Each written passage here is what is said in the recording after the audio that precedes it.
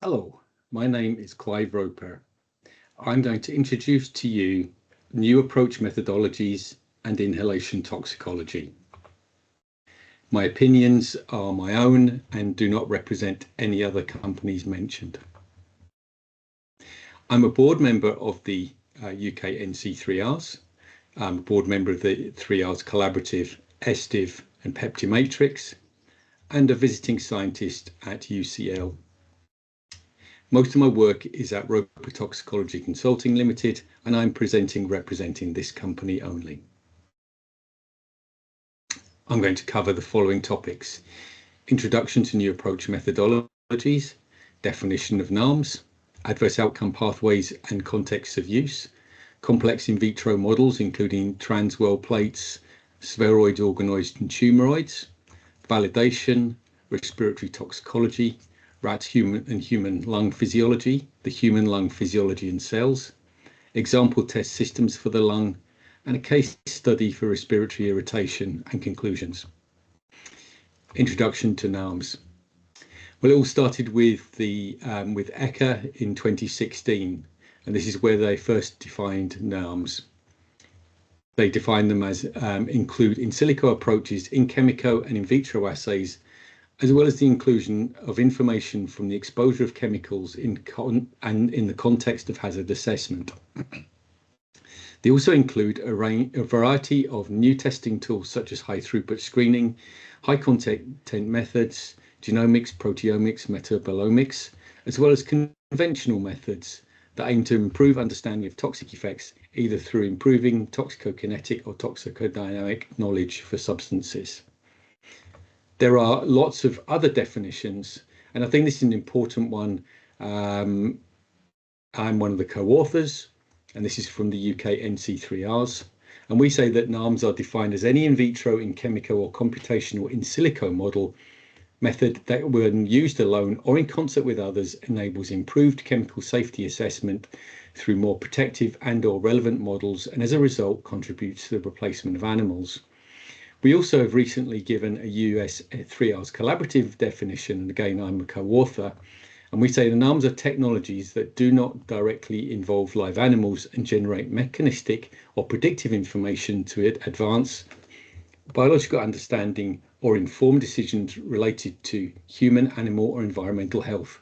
They typically rely on target species data, cells, tissues or computational approaches. These technologies may, but not always, contribute to the 3Rs. It's important to see that there's many different definitions, and they relate to the stakeholders. So have a look at this paper. Adverse outcome pathways, and the first thing is adverse outcome pathways, molecular initiating events and key events. And adverse outcome pathways are a conceptual framework that portrays existing knowledge concerning the linkage between two anchor points, the molecular initiating event and adverse outcome, connected by a chain of key events and the relationship between them. So a stressor might cause this molecular initiating event, and then the dominoes fall, and each of these are the mechanisms or key events leading to the toxic outcome. Of course, if one domino doesn't fall, the event won't, the AOP breaks and that toxicity doesn't occur. We can also see in more detail about molecular initiating events and the key events and the outcomes. And the adverse outcome is always something like a disease or a toxicity. Regulatory context of use. When developing tests for an intended regulatory application, it is crucial that each context of use is defined. They refers to a precisely defined application for a given tool, outlining how the tool will be utilized, the purpose of its use, and the applicability domain. It explains the regulatory question they are designed to answer. Respiratory toxicity is not a context of use. Respiratory sensitization is not a context of use. But dendritic cell activation is a context of use. Multiple contexts of use can be brought together to capture an AOP, which can then be used to create tests for each key event or mechanism to predict the adverse event, such as respiratory sensitization, which is part of respiratory toxicity.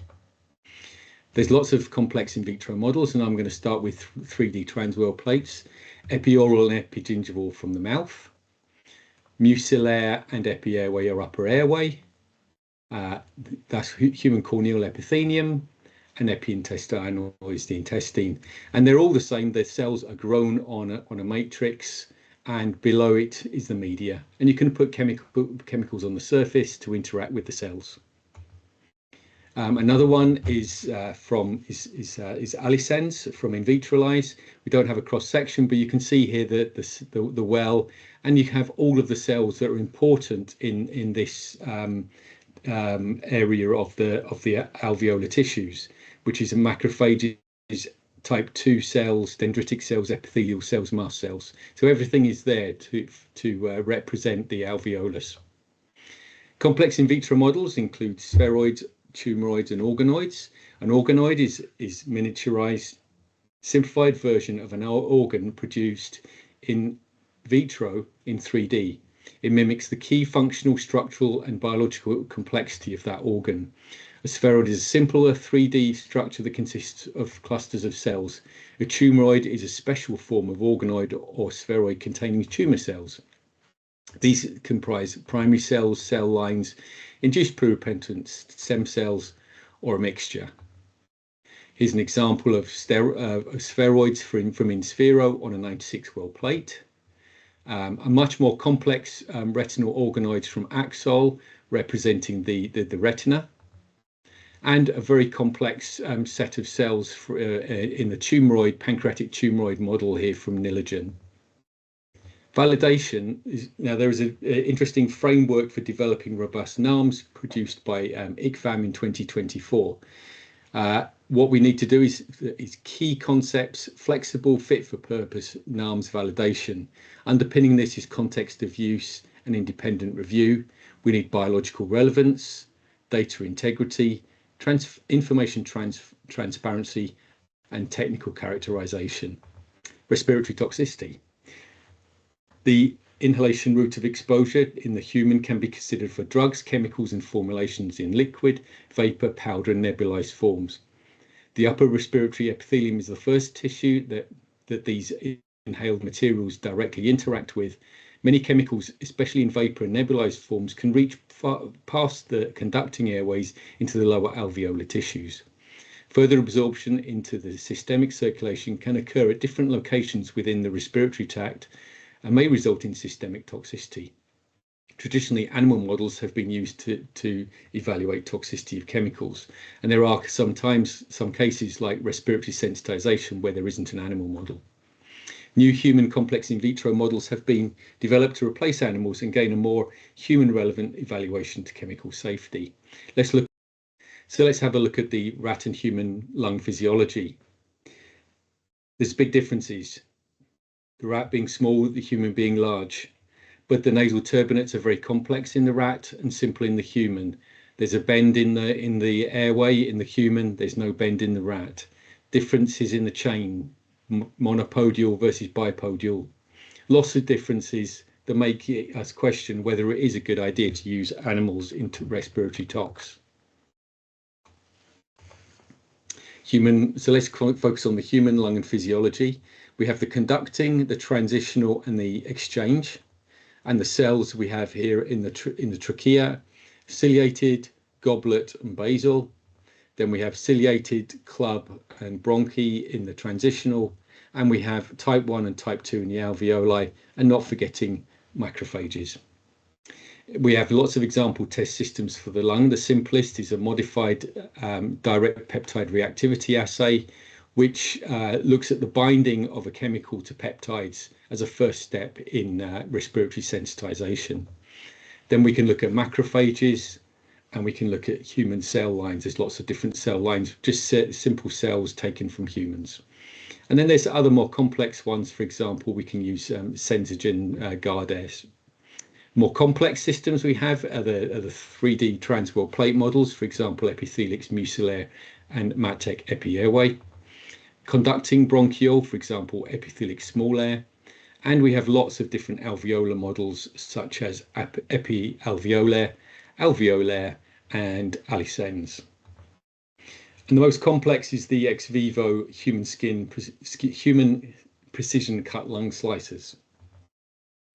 Let's look at a case study for respiratory irritation.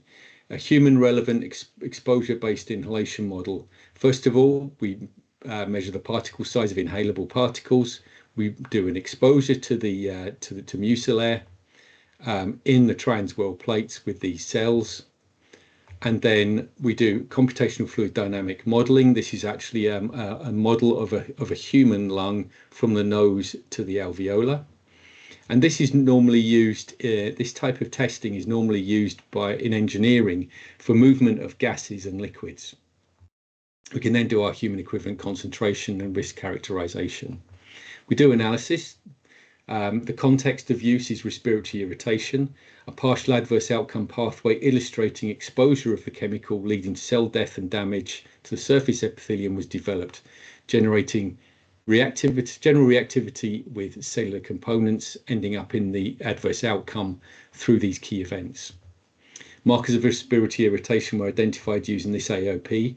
Transepithelial electrical resistance measures integrity of tight junctions between cells in the membrane. Lactate dehydrogenase is released when cells suffer cytotoxic membrane damage.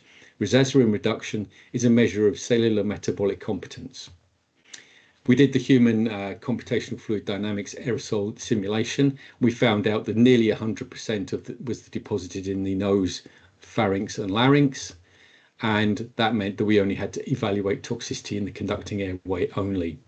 EPA formed the US EPA formed the formal risk assessment, residential handler, non-cancer exposure and risk assessments for chlorothalonil for mixer, loader and applicator. And the important thing here is our margin of exposure was greater than 22,000. We needed to show safety greater than 5.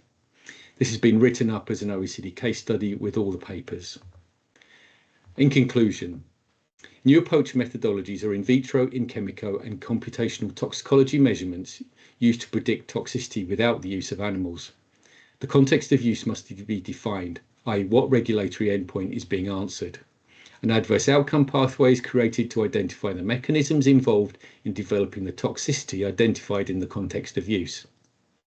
The mechanisms identified in the adverse outcome pathway used to develop the tests, which may be used as a single test or a battery of tests bringing together all mechanisms.